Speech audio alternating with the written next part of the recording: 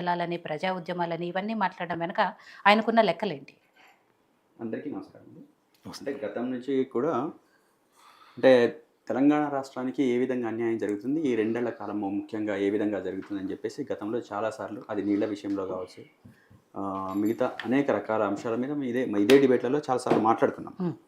మాట్లాడుకున్న సందర్భంలోనే ఈ మధ్య రీసెంట్గా జరిగిన పరిణామాల మీద, ప్రభుత్వం అనుసరిస్తున్న విధానాల మీద, దాంట్లో ముఖ్యంగా నీళ్లకు సంబంధించిన అంశం మీద ఏ విధంగా మనం ఈ తెలంగాణ రాష్ట్రానికి ఏ విధంగా నష్టం జరుగుతూ ఉంది, అన్యాయం జరుగుతూ ఉందనేది తను చాలా స్పష్టంగా తను మాట్లాడిన ప్రెస్ మీట్లో చెప్పడం జరిగింది. అనేక సంవత్సరాల పోరాట ఫలితంగా అన్ని జిల్లాలకు సఫిషియెంట్గా నీళ్లు అందించడం లాంటిది మన తెలంగాణ రాష్ట్రం ఏర్పడిన తర్వాత బీఆర్ఎస్ పార్టీ, ఆనాటి టీఆర్ఎస్ పార్టీ అధికారంలోకి వచ్చిన తర్వాత, ప్రభుత్వం ఏర్పడ్డ తర్వాత అనేక చర్యలు తీసుకున్న సందర్భం. దాంట్లో భాగంగానే జలాల అంటే మన భూగర్భ జలాలు పెరగడం కావచ్చు, లేకపోతే అన్ని చెరువులంతా సస్యశ్యామలంగా ఉండడం, అంటే నిండుకుండలాగా ఉండడం కావచ్చు, లేకపోతే కొత్త ప్రాజెక్టులు కట్టుకోవడం లాంటివి కావచ్చు. అనేక అంశాలు అంటే నీటి మీద గత ప్రభుత్వం మా ప్రభుత్వం ఏదైతే ఎఫర్ట్స్ పెట్టిందో చాలా సీరియస్గా అవి పూర్తిగా ఈరోజు కాంగ్రెస్ పార్టీ తుంగలో తొక్కుతుందనేది అది దాని సారాంశం. అది ప్రాజెక్టుల విషయం కావచ్చు, నీళ్ల విషయంలో కావచ్చు, మన తెలంగాణకు జరుగుతున్న అన్యాయం కావచ్చు, ఈ విషయాలలో తను చాలా స్పష్టంగా చెప్పడం జరిగింది.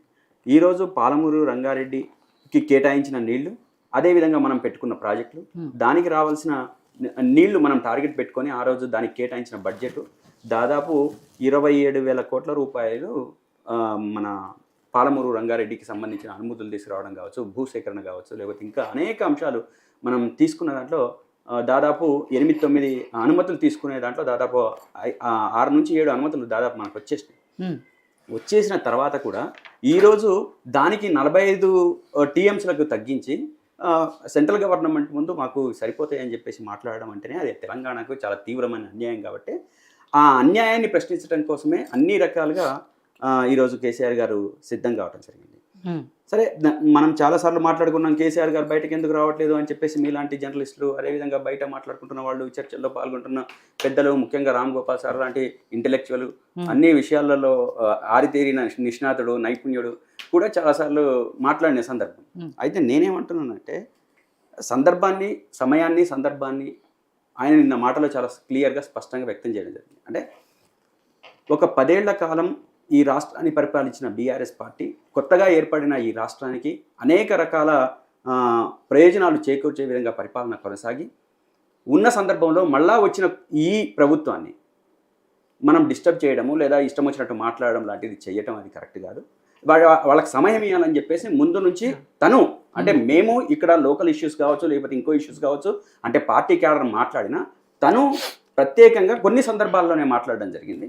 అదేవిధంగా ఈరోజు పూర్తిగా ఏ వైపు తెలంగాణ ప్రయాణం జరుగుతూ ఉంది, ఎట్లా నష్టం జరుగుతూ ఉంది, కాబట్టి దీని మీద రేపు సభలు, సమావేశాలు, అదేవిధంగా ప్రభుత్వం ఎక్కడ ఫెయిల్యూర్ అయింది, ఏ రకంగా ఫెయిల్యూర్ చేస్తూ ఉంది, ప్రజలకు ఇచ్చిన హామీలు ఏంటి, అమలు చేస్తున్న తీరేంటి, ఈ ప్రతి ఒక్క విషయంలో కూడా తను చాలా స్పష్టంగా క్లియర్గా మాట్లాడడం జరిగింది. కాబట్టి రేపు రాబోయే రోజులలో కూడా అంటే కాంగ్రెస్ పార్టీ ప్రభుత్వాన్ని నడిపే సందర్భంలో వాళ్ళు ఎటువంటి జిమ్మిక్కులు చేస్తూ ఉన్నారు, ఎటువంటి ఇబ్బందులు పెడతా ఉన్నారు, అదేవిధంగా తెలంగాణ రాష్ట్రానికి కావాల్సిన నీటి వాటా ఎంత, అదేవిధంగా నీటి వాటాన్ని సంపాదించడంలో కేంద్రంతో పోరాటం ఎంత, ఆ కేంద్ర ప్రభుత్వం పోరాటం చేస్తున్న సందర్భంలో వీళ్ళు అనుసరిస్తున్న తీరేంటి, ఇక ప్రతి ఒక్క విషయం అనేక విషయాలలో ఈరోజు ఖచ్చితంగా ఇంకా నిన్నటి కంటే ఇంకా ఈరోజు కంటే రేపు ఇంకా స్పష్టంగా మేము ఉద్యమాన్ని నిర్మాణ రూపంలో ముందుకు తీసుకెళ్లాలని చెప్పేసి మా అధినేత చాలా క్లియర్గా చెప్పడం జరిగింది.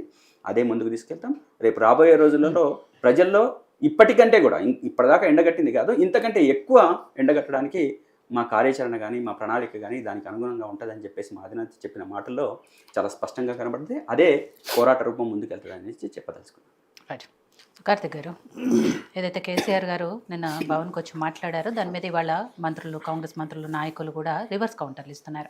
అంటే ఇన్ని రోజులు ఫామ్ హౌస్లో కూర్చొని వాళ్ళు వచ్చి ఏదో మాట్లాడటము, లేదు 10 ఏళ్లలో జరిగినవన్నీ కూడా కప్పిపుచ్చి ఇవాళ మా మీద నిందలు వేయటం ఎంతవరకు కరెక్ట్ అని మాట్లాడుతున్నారు. సో తోలు తీస్తాము, వస్తాము, ఇవన్నీ మాట్లాడుతున్నారు. ముందు